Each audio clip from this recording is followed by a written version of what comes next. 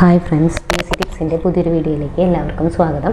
അപ്പോൾ ഡിസംബറിൽ വരാനിരിക്കുന്ന 10th പ്രിലിമിനറിക്ക് വേണ്ടിയിട്ടുള്ള 50 ഡേ ടൈം ടേബിളാണ് നമ്മൾ ചെയ്തുകൊണ്ടിരിക്കുന്നത്. അപ്പോൾ ആദ്യ സ്റ്റേജിൻ്റെ ഹോൾ ടിക്കറ്റൊക്കെ വന്നിട്ടുണ്ട്. ഡിസംബർ 28-നാണ് ഫസ്റ്റ് സ്റ്റേജ്. അപ്പോൾ ഇനി നമുക്ക് മുന്നിൽ 2 ആഴ്ചയുണ്ട്. നന്നായിട്ട് പഠിക്കുകയാണെങ്കിൽ നിങ്ങൾക്ക് സിലബസ് കവർ ചെയ്യാവുന്നേ ഉള്ളൂ. അപ്പോൾ നമ്മുടെ വീഡിയോസ് എല്ലാം ഒരു പ്ലേലിസ്റ്റാക്കി ഇട്ടിട്ടുണ്ട്. സബ്ജക്റ്റ് വൈസ് ആയിട്ട് പ്ലേലിസ്റ്റുകളാക്കി ഇട്ടിട്ടുണ്ട്. അതിൻ്റെ ലിങ്ക് ഡിസ്ക്രിപ്ഷനിൽ കൊടുക്കാം. അപ്പോൾ എക്സാമിന് മുന്നേ സിലബസ് കവർ ചെയ്യണം എന്നാഗ്രഹമുള്ളവർ നമ്മുടെ വീഡിയോ മസ്റ്റായിട്ട് ഫോളോ ചെയ്യുക. അതിലെല്ലാം പ്രീവിയസ് ക്വസ്റ്റിനെയും SCRTനെയും ബേസ് ചെയ്തിട്ടാണ് നമ്മൾ എല്ലാ പോയിൻറ്റ്സും പറയുന്നത്. അപ്പോൾ ഇനിയിപ്പോൾ 2 ആഴ്ച നമുക്ക് മുന്നിലുള്ളൂ. അപ്പോൾ ആ മാർക്ക് ഡിസ്ട്രിബ്യൂഷൻ വെച്ചിട്ടുള്ള ടോപ്പിക്കുകൾ നിങ്ങൾ കവർ ചെയ്യുക. ഒന്നും പഠിക്കാത്തവരാണെങ്കിലും ഈ കേരള ചരിത്രം, കേരള ഭൂമിശാസ്ത്രം, അതുപോലെ തന്നെ ഇന്ത്യ ചരിത്രം, ഇന്ത്യ ഭൂമിശാസ്ത്രം, ഭരണഘടന, ഇതിനൊക്കെ 10 മാർക്ക് വെച്ചിട്ടുണ്ട്. അപ്പോൾ ആ ഭാഗങ്ങളൊക്കെ പെട്ടെന്ന് കവർ ചെയ്തെടുക്കാനായിട്ട് നോക്കുക. അതുപോലെ പൊതുജനാരോഗ്യം എന്ന് പറയുന്ന ടോപ്പിക്കും അത് കഴിഞ്ഞിട്ട് സയൻസിലേക്ക് പോവുക, ഫിസിക്സിലേക്കും കെമിസ്ട്രിയിലേക്കും.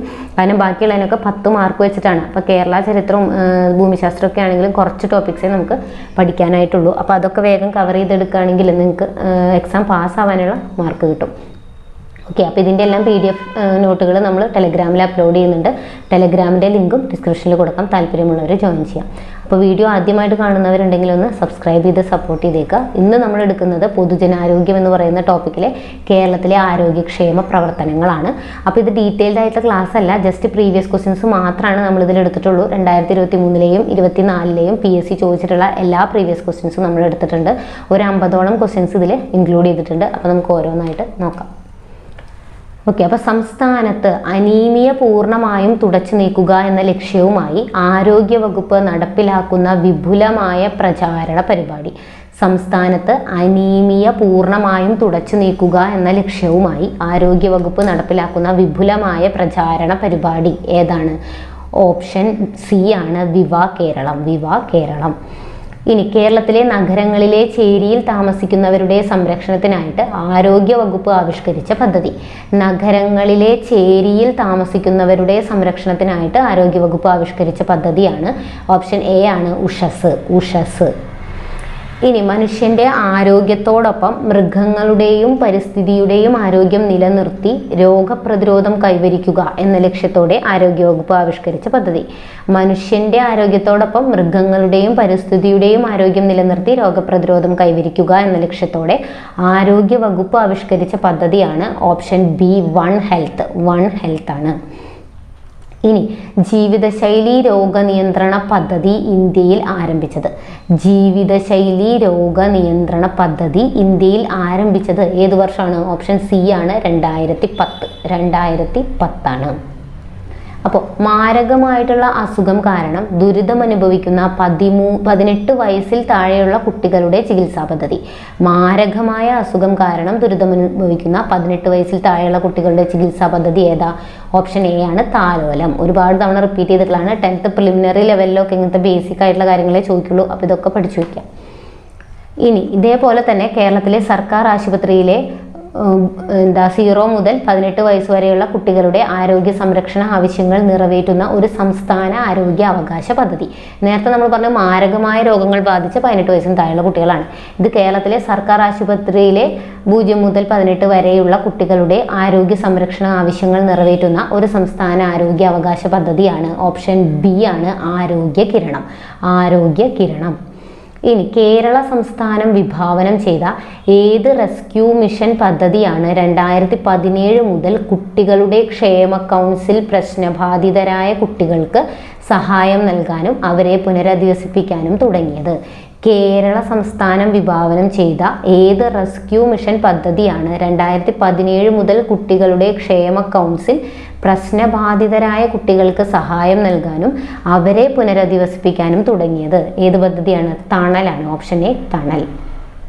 ഇനി കേരളത്തെ ഭിന്നശേഷി സൗഹാർദ്ദ സംസ്ഥാനമാക്കി മാറ്റുന്നതിനുള്ള സംസ്ഥാന സർക്കാർ പദ്ധതി.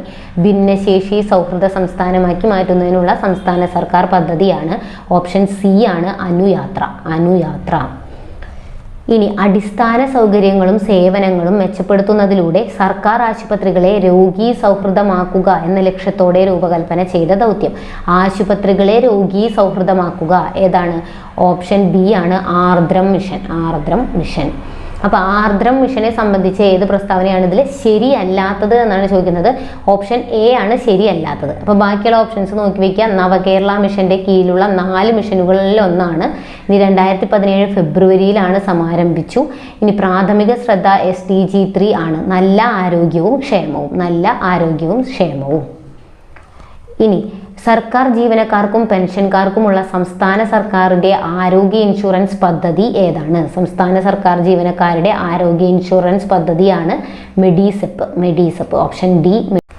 മാതാപിതാക്കൾ 2 പേരും അഥവാ ഒരാൾ മരണപ്പെട്ട് സാമ്പത്തിക പരാധീനത അനുഭവിക്കുന്ന കുടുംബങ്ങളിലെ കുട്ടികൾക്ക് സ്വഭവനങ്ങളിൽ അല്ലെങ്കിൽ ബന്ധുഭവനങ്ങളിൽ താമസിച്ച് വിദ്യാഭ്യാസം ചെയ്യാൻ പ്രതിമാസം ധനസഹായം നൽകുന്ന പദ്ധതി. മാതാപിതാക്കൾ 2 പേരും അഥവാ ഒരാൾ മരണപ്പെട്ട് സാമ്പത്തിക പരാധീനത അനുഭവിക്കുന്ന കുടുംബങ്ങളിലെ കുട്ടികൾക്ക് സ്വഭവനങ്ങളിൽ അല്ലെങ്കിൽ ബന്ധുഭവനങ്ങളിൽ താമസിച്ച് വിദ്യാഭ്യാസം ചെയ്യാൻ പ്രതിമാസം ധനസഹായം നൽകുന്ന പദ്ധതിയാണ് ഓപ്ഷൻ എ, സ്നേഹപൂർവം. അപ്പോൾ കേരള സർക്കാർ നടപ്പിലാക്കുന്ന സ്നേഹപൂർവ്വം പദ്ധതിയെ പറ്റി ശരിയായത് ഏതാണെന്ന് ചോദിച്ചിട്ടുണ്ട്. ഏതാണ്? ഓപ്ഷൻ ഡി ആണ്. മാതാപിതാക്കളിൽ ആരെങ്കിലും ഒരാൾ മരിച്ചു പോവുകയും ജീവിച്ചിരിക്കുന്നയാൾക്ക് ആരോഗ്യപരമായും സാമ്പത്തികമായും കുട്ടിയെ സംരക്ഷിക്കാൻ കഴിയാതെ വരികയും ചെയ്യുന്ന സാഹചര്യത്തിൽ ഇത്തരം കുട്ടികൾക്ക് 1ാം ക്ലാസ് മുതൽ ഡിഗ്രി തലം വരെ ധനസഹായം നൽകുന്ന പദ്ധതിയാണ് സ്നേഹപൂർവ്വം. അപ്പോൾ ഇനി HIV ബാധിതരുടെ മക്കൾക്ക് പ്രത്യേകം കരുതൽ നൽകാൻ കേരള സർക്കാർ നടപ്പിലാക്കിയ പദ്ധതിയും ഏത് തന്നെയാണ്? സ്നേഹപൂർവ്വം തന്നെയാണ്. അപ്പോൾ 2 തരത്തിലുണ്ട്. ഒന്ന് അനാഥരായ കുട്ടികൾക്കുള്ള പഠന സഹായം, അതേപോലെ HIV ബാധിതരുടെ മക്കൾക്ക് പ്രത്യേകം കരുതൽ നൽകാൻ കേരള സർക്കാർ നടപ്പിലാക്കിയ പദ്ധതിയും ഏത് തന്നെയാണ്? സ്നേഹപൂർവ്വം തന്നെയാണ്. ഇനി പൂർണ്ണ ശയ്യാവലംബരെ പരിചരിക്കുന്നവർക്ക് കേരള സർക്കാർ നടപ്പിലാക്കിയ ധനസഹായ പദ്ധതി. പൂർണ്ണ ശയ്യാവലംബരെ പരിചരിക്കുന്നവർക്ക് കേരള സർക്കാർ നടപ്പിലാക്കിയ ധനസഹായ പദ്ധതി ഏതാണ്? ഓപ്ഷൻ ഡി ആണ്, ആശ്വാസകിരണം. ഇനി ഹൃദയ സംബന്ധമായ തകരാറുള്ള കുട്ടികൾക്ക് അടിയന്തര ശസ്ത്രക്രിയയും പരിചരണവും ലഭ്യമാക്കുന്ന കേരള സർക്കാരിൻ്റെ പദ്ധതി.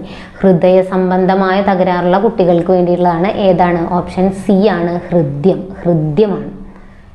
ഇനി സായുധ സേനാ വിഭാഗങ്ങളിൽ പ്രവർത്തിക്കുന്നവർക്കായിട്ട് കേന്ദ്ര പ്രതിരോധ മന്ത്രാലയം ആരംഭിച്ച ടെലിമെഡിസിൻ സർവീസ് ആണ് സായുധ സേനാ വിഭാഗത്തിൽപ്പെട്ടവർക്കാണ്.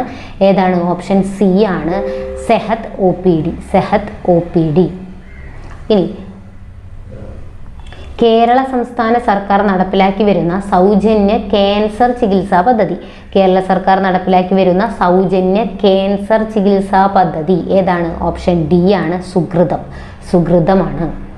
ഇനി മുതിർന്ന പൗരന്മാർക്ക് നല്ല ആരോഗ്യം, പങ്കാളിത്തം, ജീവിത നിലവാരം ഉറപ്പാക്കൽ എന്നിവയ്ക്കൊക്കെ ആയിട്ട് എല്ലാ പഞ്ചായത്തുകളെയും വയോജന സൗഹാർദ്ദമാക്കി മാറ്റുന്നതിനുള്ള സംസ്ഥാന വയോജന നയം 2013 ബന്ധപ്പെട്ട പുതിയ സംരംഭം. മുതിർന്ന പൗരന്മാർക്ക് നല്ല ആരോഗ്യം, പങ്കാളിത്തം ഇതൊക്കെ ഉറപ്പുവരുത്തുന്നതിന് വേണ്ടിയിട്ടുള്ള സംസ്ഥാന വയോജന നയം എന്നാണ് 2013.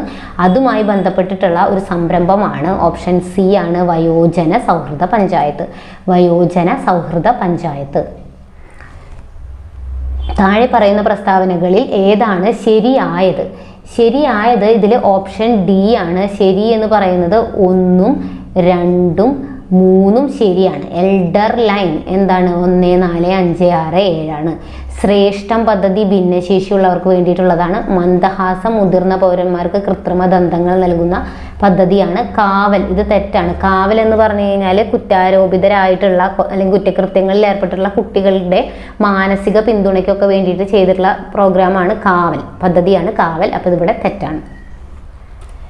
ഇനി കേരളത്തിലെ പ്രമേഹ രോഗികളായ BPL വിഭാഗത്തിലെ മുതിർന്ന പൗരന്മാർക്ക് സൗജന്യമായിട്ട് ഗ്ലൂക്കോമീറ്റർ നൽകുന്ന സാമൂഹ്യാരോഗ്യ സുരക്ഷാ പദ്ധതി. ഗ്ലൂക്കോമീറ്റർ നൽകുന്ന പദ്ധതിയാണ് വയോമധുരം. ഓപ്ഷൻ ബി ആണ്, വയോമധുരം. പ്രമേഹ രോഗികൾക്ക് ഗ്ലൂക്കോമീറ്റർ. ഇനി മസ്തിഷ്ക മരണം സംഭവിച്ചവരുടെ അവയവങ്ങൾ ദാനം ചെയ്യുന്നതിനുള്ള സംസ്ഥാന ആരോഗ്യ വകുപ്പിന്റെ പദ്ധതി ഏതാണ്? ഓപ്ഷൻ എ ആണ്, മൃതസഞ്ജീവനി.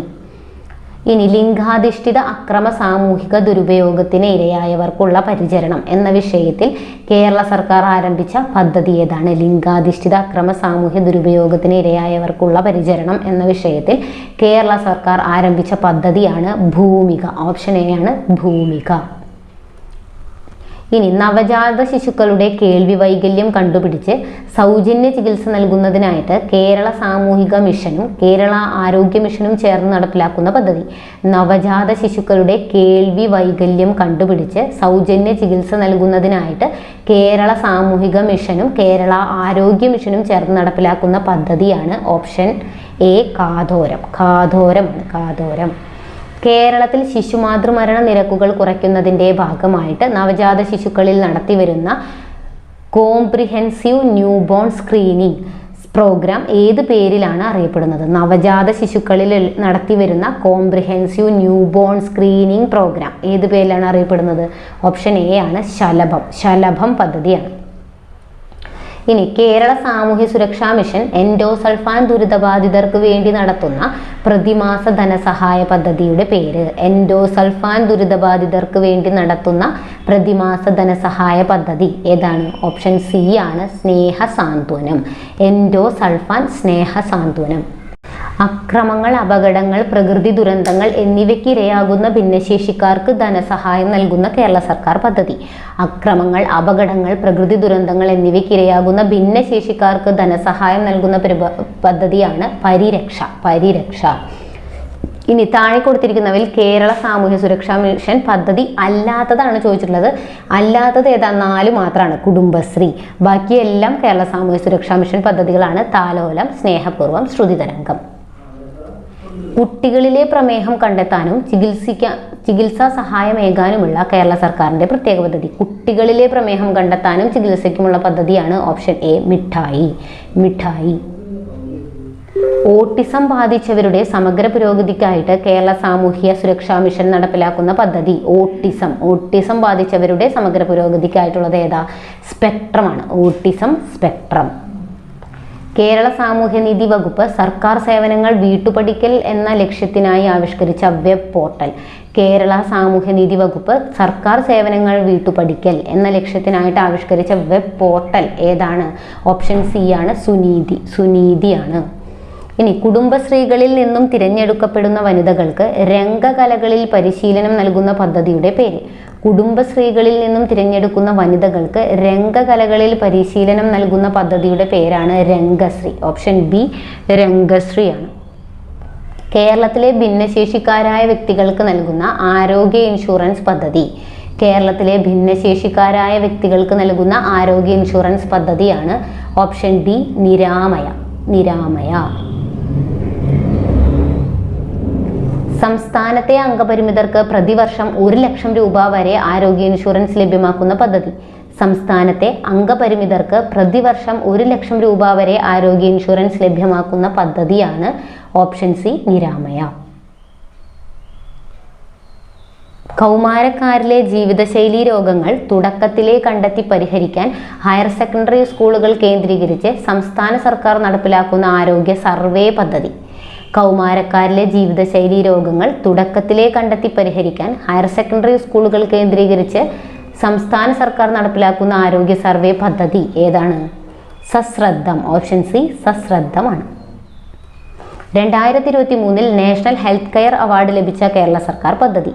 2023 നാഷണൽ ഹെൽത്ത് കെയർ അവാർഡ് ലഭിച്ച കേരള സർക്കാർ പദ്ധതി ഏതാണ്?